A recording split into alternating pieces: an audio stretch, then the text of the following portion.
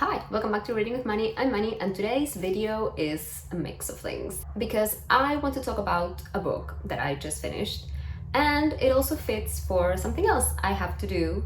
So yeah, we're gonna do the two things. I am dying to talk about this book, which is La Sociedad de la Nieve in Spanish and The Society of the Snow in English. This is by Pablo Bierzi, a Uruguayan author, and it talks about the miracle or tragedy in the Andes, however you want to see it, which happened back in 1972 to a Uruguayan group of people who crashed in the Andes, and some of them were rescued. It's a very famous story because, you know, of the things that they had to do to survive. And obviously, as a Uruguayan person, I grew up knowing this story. Like, I cannot remember a time where I didn't know about this story, but I have this very vivid memory of watching bits of the movie Alive, which is where the connection comes. Because if you haven't seen my TBR video, I'll link somewhere up above because it was a lot of fun, but I'm participating in Kim's game in the channel Expedition Through Pages, which I'll also link down below. And one of the things we had to do for the game is an activity. And that activity for this month was to recommend a book based on a wordle. And I play wordle every day, so I had been, since Kim's video came out, like at the end of January, I had been taking screenshots of the different wordles, trying to come up with books that I could recommend. And 1st of February, I got this, which I'll put up here. And it was such an incredible coincidence of things because Alive was the original book that came out about this story back in like a few years, I think, after this happened. I haven't read it. This is by Paul Reed something. I'll put the picture up here. I haven't read this original book, but there was a movie in the 90s with Ethan Hawke, which I have this very vivid memory of watching on TV in my house. So this must have been around the time I was 10 or 11, not more than that. That's like the first vivid memory I have of knowing about this story, but it's a story that every Uruguayan kind of knows and grows up with because it happened to us basically, and it's just like one of the most incredible things. And the survivors are active members of society, and they give talks, and they have written books, which the first book I think I actually read, which is another of my recommendations, is by Nando Parrado, who is one of the survivors. His book is called Milagro en los Andes, or Miracle in the Andes. Both of these books, both this one and Miracle in the Andes, have English translations, so you can go read them. But I just really wanted to talk about that. So if you don't know, the movie for this book just came out. It's on Netflix if you want to see it. It's in some cinemas still, maybe. I saw it back in December in the cinema, and let me tell you, even knowing this story, this movie was just life-changing. Like, it was so incredible. Like, I spent like the 2.5 hours completely tensed up and uncomfortable because what these people had to go through is just incredible to me, and I still don't understand how any of them survived. Getting Alive in the wordle was just like a huge coincidence, and I was like, yes, I have to recommend this book to everyone. Because even from the survivors themselves, they say that this, like the original book Alive kind of gives you like the factual elements of what happened, but this one goes a bit deeper. Pablo Bierzi, this is going to be a very rambly video, by the way, but anyway, Pablo Bierzi was actually friends with most of the people who were on this flight, and he wasn't on it because he couldn't go. But like, yeah, if you don't know this story, this rugby team from Uruguay was going to play against a rugby team in Chile, and they chartered a flight from our Air Force because it was cheaper, and so they invited other people to join them because if they filled up the whole plane, like the cheaper the tickets would be basically. So they invited family and friends to go on this trip with them. So in total there were 40 passengers and 5 crew members, and they left from Montevideo. They had to spend the night in Mendoza because of bad weather in Argentina, and then when they tried to cross into the Andes, they crashed basically, and they landed in a glacier like 3,000 meters above sea level. And yeah, just I cannot begin to imagine the cold, and well, then later the hunger and their injuries and everything that they had to go through.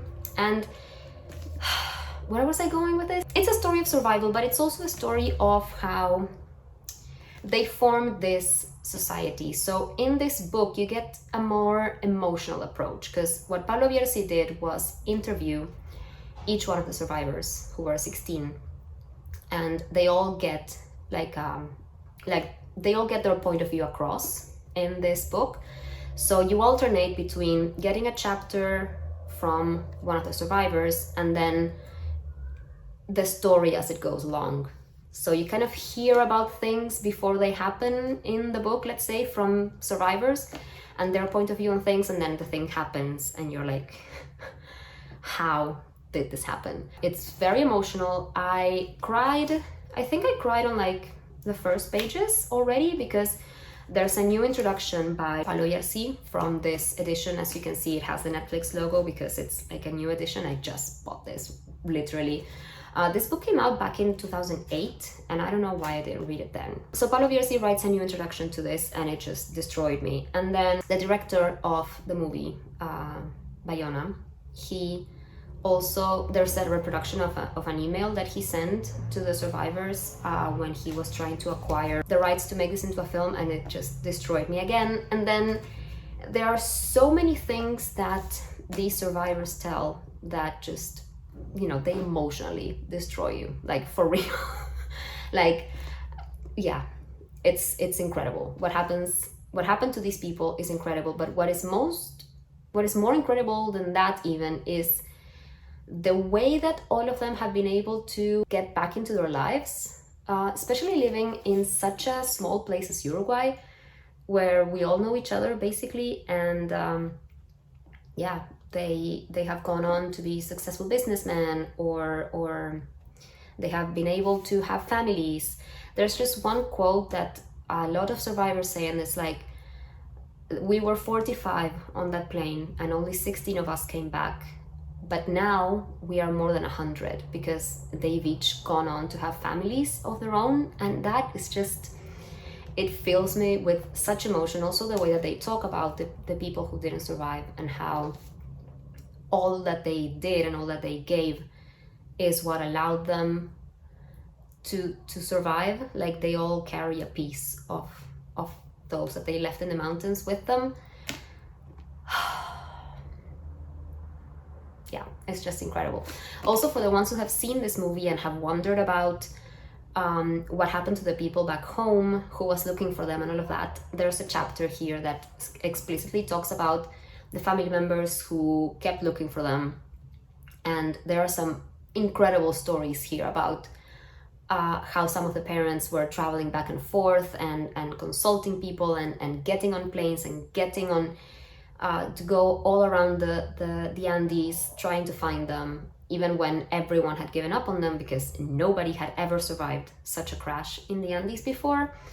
And yeah, it gives me chills to think about that. I highly recommend this book, or the movie, or both, honestly. And yeah, I would like everyone to give this a chance. The movie is nominated for Best Foreign Film at the Oscars, and I would love it if it won, because yeah, Bayona is a Spanish director and he really wanted the movie to be in Spanish, and the actors are from Uruguay and Argentina, and it's spoken in our Uruguayan accent, which is very special, and it has Uruguayan expressions, and it's just so incredible to see my language represented in a movie that has been seen by millions already. So yes, I would highly recommend for you to watch it with subtitles if you're not from a Spanish-speaking country. I just find this story so inspiring. I wish I could apply what these men try to teach us through their experience in my personal life, to have that strength, to have that solidarity, that generosity, that yeah, like they say, like everyone is climbing their own Andes, like everyone is climbing their own mountain range, and obviously it's not it's not comparable, but whatever struggle you're going through, it can be done, according to them, at least, if you have that support system, that society that they created. And it's just incredible. So yeah, I have been rambling about this for long enough, I think. But yeah, it makes me very emotional. I read this in like one day, and that would be my recommendation for Alive. Again, just yeah, any book about the miracle in the Andes, but in particular this one, because I think this one really captures the essence of what happened there and how these people did what they had to do. That's basically it. That's all I have to say, I think.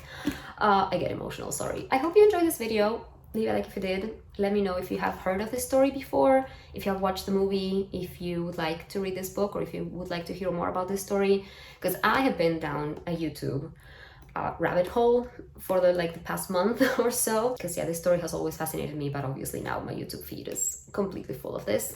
Again, I would like to say thanks to Kim for creating such a great game and for having such interesting activities for us to do. So go subscribe to her channel as well, and well, if you would like to see more emotional rambling messes, you can subscribe to my channel. And I'll see you in the next one. Bye, happy reading.